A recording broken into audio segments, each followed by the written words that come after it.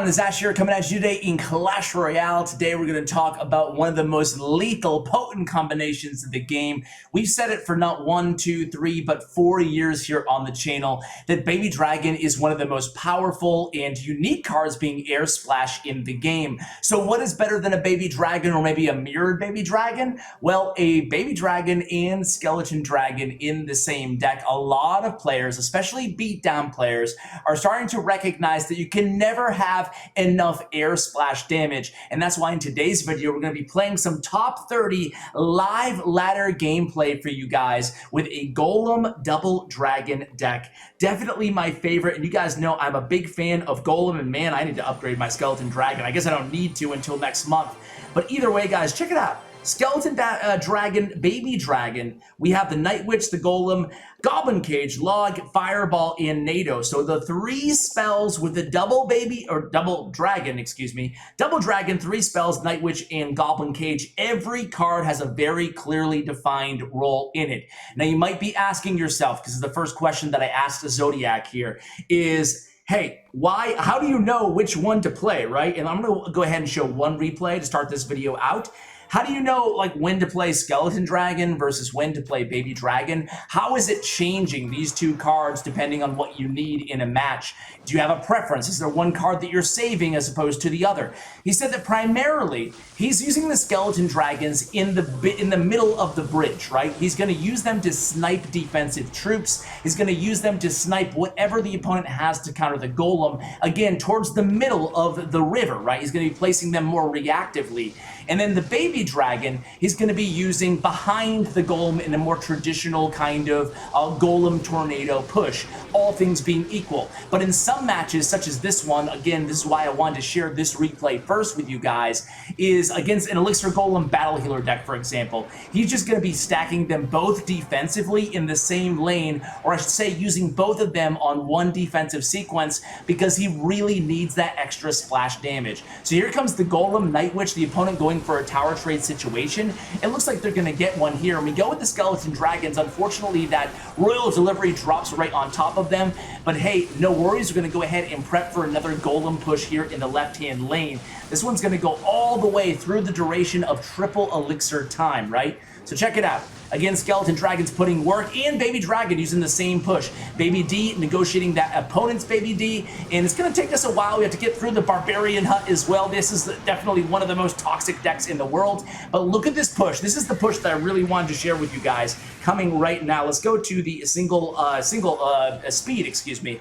And geez, the value that we're able to get out of that tornado and the fireball there, that's the beauty of having 3 spells in this deck, right? Tornado, fireball can do a number against pushes like that, especially considering the tornado now does damage as well, right? So putting out a lot of damage against the opponents. We go with that Baby D here, just defending against those barbarians. We go with Night Witch behind the Golem again. Again, like I said at the beginning of this video, right? One of the things I really enjoy about this deck is the fact that it has every card has such a unique and easy role to identify that it's not about how fast you can cycle to the next important card. You know, I mean, sure, there's an element of that in every deck, but you know which card you need, and you know exactly how and when and why you need it. Whether it be the Goblin Cage, whether it be the Night Witch, whether it be both of the dragons, the double dragons in this deck. So here we go again.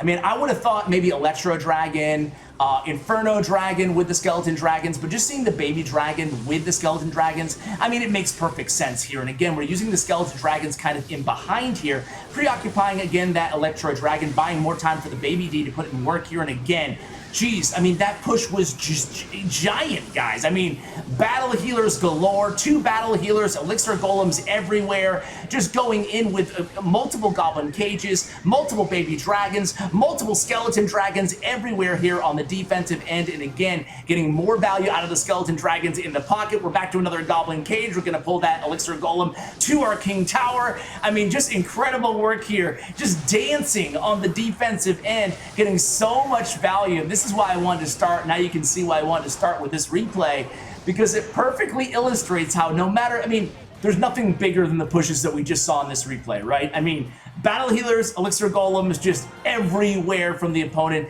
still able to fend them off, relying on the tornado. the Goblin Cage and the splash damage from our double dragon. I'm going to tell Zodiac to go ahead and jump into a match. Be right back.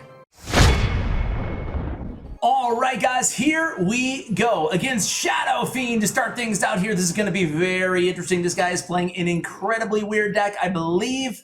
Ooh, what the heck is this deck? What is it? Well, we'll see in just a moment of time, but he is playing the Double Dragon as well. Double Dragon, it's out. The word is out. Everybody's playing the Double Dragon.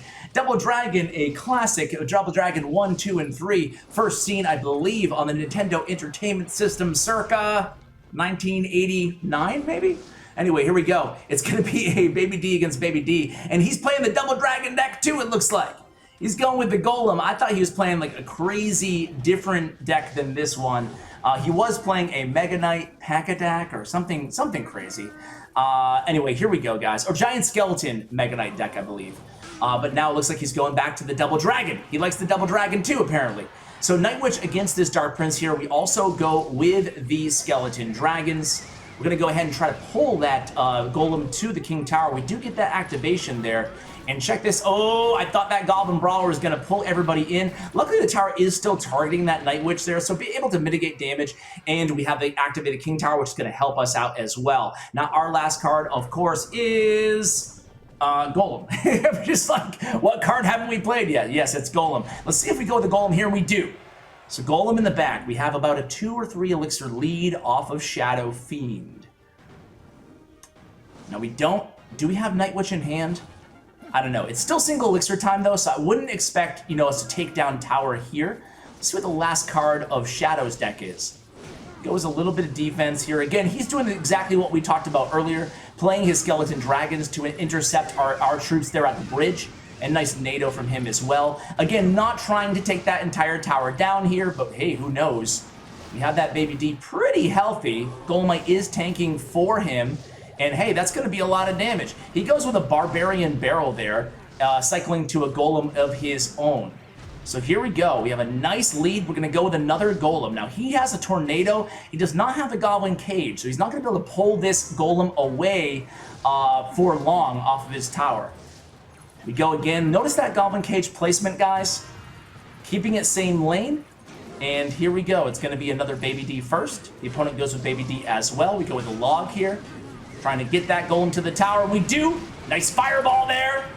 And Baby D is going to go ahead and finish off these bats. Allow that Golemite to get the tower down to 98 damage. Now, meanwhile, our activated King Tower really helping us out here, excuse me. And now all we need is a Log. And there comes the Log with 5, 4, and 3 seconds remaining. He made it look easy against a Golem mirror matchup there.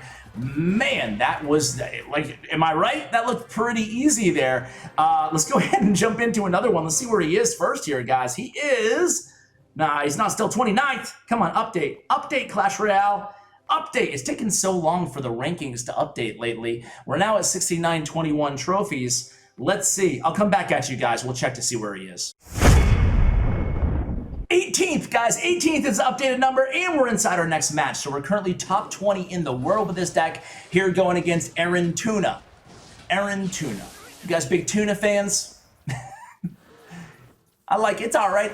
Me and Tuna have an all right relationship. All right, so here we go with a Baby D on the taking care of the E-Wiz, and now here comes the Prince from Tuna. We go with the Night Witch in the back. We have nothing for that Prince, apparently. Interesting that we didn't go with Goblin Cage. Looks like we're going to be prepping for a Golem push here. So knowing that the Prince and the Ewiz are both out of cycle, it looks like Zodiac was happy to take a bunch of tower damage and hope for the tower trade. Let's see what we go with here. Now we have plenty of weapons at our disposal.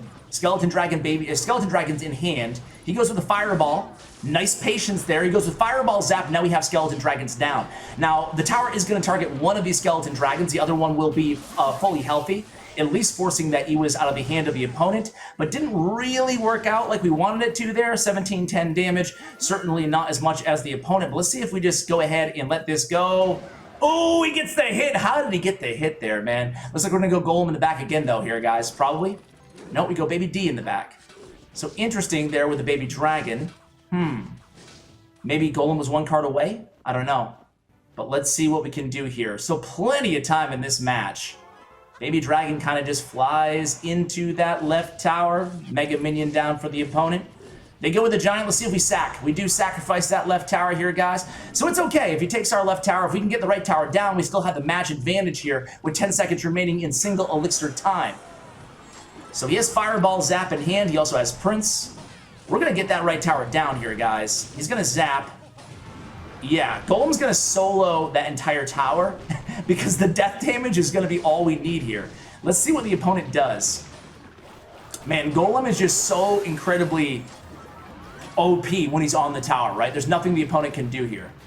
So here we go. It's going to be another Fireball taking care of that Electro Dragon. Baby D's going to finish off this Prince. We go in with that Goblin Cage, not before that Prince gets about 1,000 plus damage off of our tower there. And here comes another Prince. We go with the Night Witch against that Prince, and we go with the Tornado to pull them all back. Zap comes down from the opponent. That's okay. I still like where we're at in this situation with 21 seconds remaining. We go Golem in the pocket again here, recognizing that he does not have a good response to this Golem at all in his deck. And let's see if we can play some defense here. There's 10 seconds remaining. He's going for the 3 crown. We're going for the 2 crown. We do have that Goblin Cage in cycle. We also have a Tornado in cycle. 5 seconds remaining here, guys. We do have the log. We push everything back with the log. We have that Tornado. 1 second remaining, and there he goes. Good game again.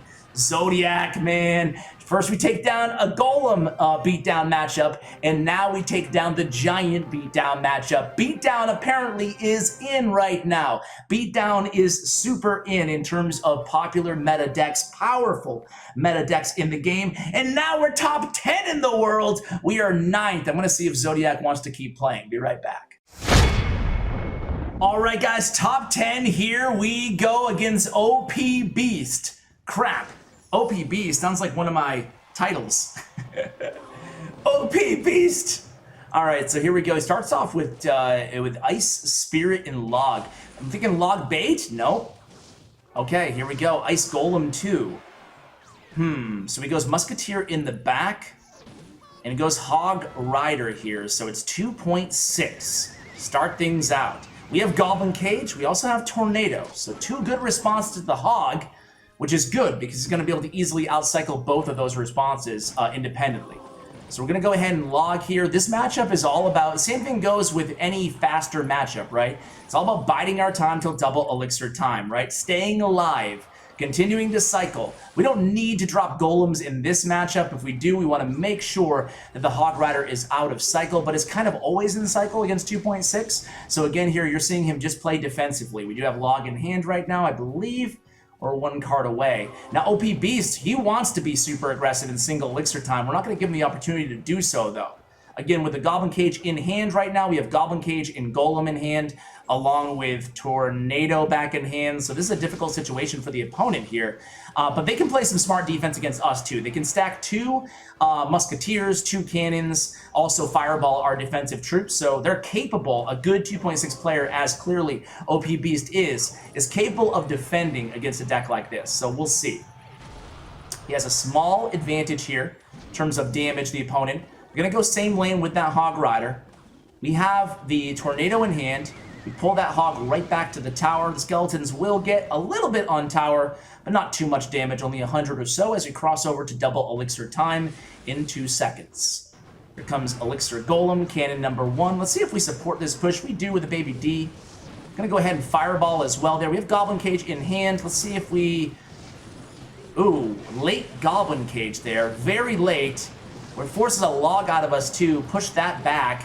That was really unfortunate, and it could actually change the entire duration of this match here at this point, right? Log comes down because now they're going to be able to really attack here. Again, we're going to pull this away. Nice job taking care of our... Oh, that Musketeer. We need to respond to the Musketeer. Ooh, 945 now. A couple Fireballs, a couple Logs, and this one's going to be over here. And there's log number 1. Here comes a Baby Dragon on our part. It's got spell cycle range here for the opponent. All they need to do really is defend one last time. We're going to be baiting them to use. Oh, nice Log and Fireball there on our end. We need this Hog away. We do NATO there. Would have been really nice if we could get away without going ahead and using the Tornado, but we had to. That Hog would have gotten 1 hit. And now we're just applying some more bridge pressure here. Again, trying to force a Fireball out of the opponent. But they're getting so much value here from their Musketeer. And now they're back to another Hog Rider. We go in with a... Wow. All right. Well, there it is, guys. That was very unfortunate. The hog did not pull onto that goblin cage. He thought about it for a second. He decided to go the other way. And man, what an ending to, I think he said he had time for one more match. We're back to 21. What an ending to what looked like a push for maybe #1 global. Ooh, an unceremonious defeat there to 2.9, which is a very challenging matchup. Even though we have the defensive responses, you can see how effective. And he's into another match. He said he was done after that match. Apparently, he's on tilt. Now we're going against Viper, another Hog Rider player. This one is going to be Hog Xe NATO. So let's see what we can do against previously Happy Noob, now Viper here. Another really, really good Hog player. He has Rocket in this deck. He has Executioner in this deck as well. He has Valkyrie in this deck. So he has plenty of responses as well. Let's see what we do. How are we going to get by the Executioner and the Tornado in this deck, right? Again, we have the defensive responses. Get that early King Tower activation, which is going to help us out. Got to be careful for rocket value here against Viper. No better player in the world than Viper. And let's see how we just kind of haphazardly cycled that Night Witch in the opposite lane there. That was to get back to our responses for the Hog Rider there. So to cycle back to because we used the Goblin Cage and the Tornado on that same defensive sequence, we want to make sure we have those back in hand for Viper's Hog Rider. So here we go. We do have those cards back in hand. And again, you can see that, you know, throughout the duration of all of these 3 matches so far, 4 matches now, we're seeing him split Skeleton Dragons in the back when he has no other play to make, no other obvious play. And here Viper just goes ahead and sacrifices some Gobos. And now we're back to another Goblin Cage. This time we don't need to use the Tornado. We already have that King Tower activated, and that will help to take care of that Hog Rider before he gets even close to our right Princess Tower. So again, we go this time with the preemptive log, trying to get that goblin brawler to the tower. Doesn't work out, and maybe even stymie some goblins. Again, cycling here, Baby D, trying to get back to, we have Tornado in hand, trying to get back to that goblin cage as well. And now 8 seconds remaining here in single elixir. So far, so good. Here comes that Hog Rider, going to be able to pull him with the Tornado, take no damage to our Princess Tower. So nicely played there.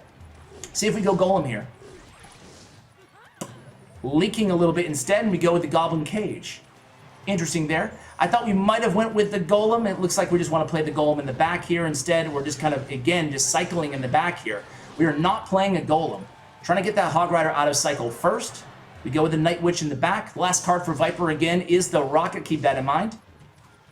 So again, we do get that Executioner out of hand from the opponent. They already have the activated King Tower, so we Fireball King Tower and Executioner. The thing is we can't, the reason we're not being so aggressive with the Golem here is when he does have the Executioner in cycle, right? Think about it this way. He's going to be able to easily respond to our Golem pushes with an Xe NATO, and the whole thing will be dead. And we're going to see how we try to mitigate, get around that circumstance here. Play a Night Witch in back. Here comes, again, Goblins and a Hog Rider. We go with Skeleton Dragons to respond to the Goblins. They get a little bit of chip damage to the left tower. Here we go again with that Fireball Log, trying to take care of this Executioner. Of course, Fireball Log will not kill the Executioner. We do get Skeleton Dragons on the right tower. Might take it down further than the left. It's not the case. We have a damage advantage here. 40 seconds until triple elixir time against Viper. All right, so here we go. Notice how we pull that Valkyrie away from the Goblin Cage, trying to keep this Goblin Cage up and alive. Viper, meanwhile, is starting to think about rocket cycling. You can see him cycling that log. And again, we're going to go with that Tornado. He's going to try to get as many logs as he can on that right tower. And he's going to try to lean, Viper that is, going to try to lean on his Executioner on defense here and try to get in 2 rocket range. When we get to triple elixir time, we're going to see Viper try to get 2 rockets off on our right tower. And here comes the Hog. Again, going in with the Skeleton Dragons in the Goblin Cage on defense. Ooh, that was a close Hog, almost a Hog hit. That Hog hit would have probably lost us the match. Right now, I'd say it's a 50-50. He's going to keep attacking with Hogs. We have the Tornado again in hand here. And again, he's going to be going in with those Goblins every time, forcing a log out of us. So again, can we... another Hog Rider. Man, this guy Okay, another Goblin Cage, Skeleton Dragons to help out against the Gobos. And we missed the Hog Rider with a Tornado! Oh my word. Tornado comes down again for Viper. Can we get the death damage? We can't! We can't get the death damage. He has Rocket in hand here, guys. He goes in with another Hog Rider, and he goes in with a Log. We need something. We have a Baby D on the right tower, though, guys. Baby D on the right tower. 555, 263, 481. One log. It's not going to be enough. We tornado. He tornadoes. He's one log away. 2, 1. And we get the victory despite that Hog Rider getting that one last hit. Man, what a battle there at the end. We knew the Rocket Cycle could come back to haunt us. But hey, we lose to 2.6. We beat Happy Noob with the quintessential Viper Happy Noob deck. And man, I thought that last miss on that Hog might come back to haunt us. Able to get away with the victory, ending at 12th in the world here. I'm going to see if he's done. If he is, I'm going to play one match myself. Be right back. All right, guys, so he's done playing. He said his heart can't handle anymore. Shout out to my man Zodiac. Give him a follow on Twitter. His information will be in the show notes below, guys. All right, so thank you. By the way, German pro player is Zodiac. One of the better known ladder players, especially the last a couple years. I'm gonna try the deck out myself as promised here, guys. We don't need to upgrade the Skeleton Dragon Ash. It is on boost. Let's go into the arena and give this deck a try here. So good luck. Don't give me the sad face, man. Give me the happy face. Happy face. You're going against Golem Double Dragon. What is there to be sad about, my man?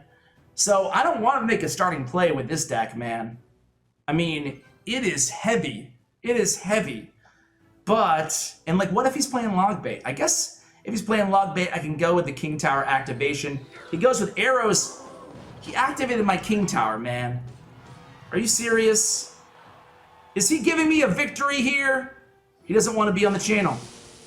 Doesn't want to be on the channel. Manchaku, come on, bro. All right, be right back, guys. All right, guys, let's try this again. My man actually started playing, by the way, after I cut, but whatever. I don't know what to say about that. All right, Sam Lataste. Good luck, Sam. Nice Dark Goblin, man. Nice Dark Goblin. Let's give him an old school emote that we haven't used in quite a while, like the Rock Crushing Giant. I will beat you like the Rock Crushing Giant that I am. Okay, nice cannon, bro. We're just gonna let that sit there awkwardly. The little cannon who stood alone. Well, who plays cannon who's not playing 2.6, right? That's the question. I don't know who does, but I'm going to have my Goblin Cage ready. And he goes with Wizard, so I'm just going to go ahead and Fireball this, because I don't want to really play anything else at this point. I wish Log was anywhere in my deck. Looks like he is going to go with the... He's going to go with the Baby D here. A little late on the Baby D there, Ash, but whatever. Way to go, way to go.